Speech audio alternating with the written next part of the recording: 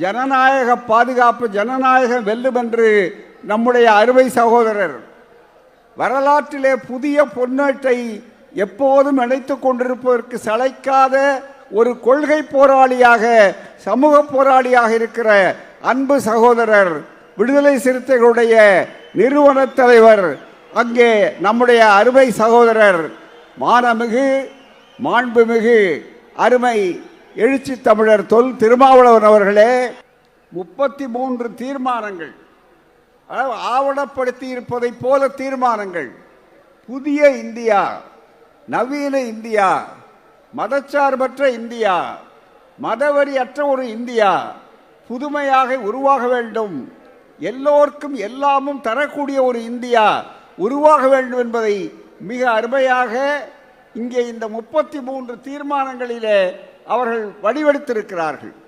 இந்த தீர்மானங்கள் எல்லாம் வெறும் எழுத்து பக்கங்கள் அல்ல. நாளைக்கு ஆட்சி அமையப்போகிறது, அந்த ஆட்சியினுடைய சட்டத்திட்டங்களாக மிக தெளிவாக வரப்போகிறது என்பதற்கு அடையாளமாகும். ஜனநாயகம் வெல்ல வேண்டும்.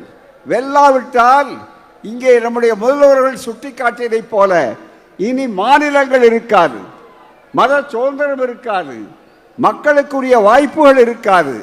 இன்றைக்கே பறிபோக கொண்டிருக்கிறது ஒவ்வொரு நாளும். ஆகவேதான் இதை நன்றாக புரிந்து கொள்ள வேண்டும்.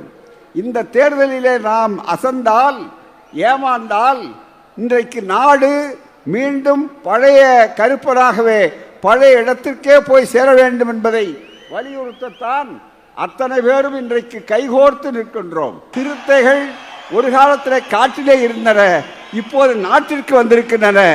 கூட்டிய இருப்பு, கூட்டின் கதவு திறக்கப்பட்டது, சிறுத்தையே வெளியில் வா என்று புரட்சி கவிஞர் சொன்னார். கூட்டிய இருப்பு இருக்கிறது, ஆனால் சிறுத்தை வெளியே இருக்கிறது. இதே மாதிரி இருக்கிறது சொன்னால் அந்த சிறுத்தைகள் நிச்சயமாக உழைக்கும் வெல்லும் கூடிய ஜனநாயகத்திற்கு போர்ப்படைகளாக இருப்பார்கள், கொள்கை வீரர்களாக இருப்பார்கள். நாம் வெல்வோம், ஜனநாயகம் வெல்லும், அதை வரலாறு என்றைக்கும் சொல்லும் என்று கூறி வாய்ப்பளித்த உங்கள் அனைவருக்கும் நன்றியையும் வணக்கத்தையும் தெரிவித்து விடைபெறுகிறேன். வணக்கம், நன்றி.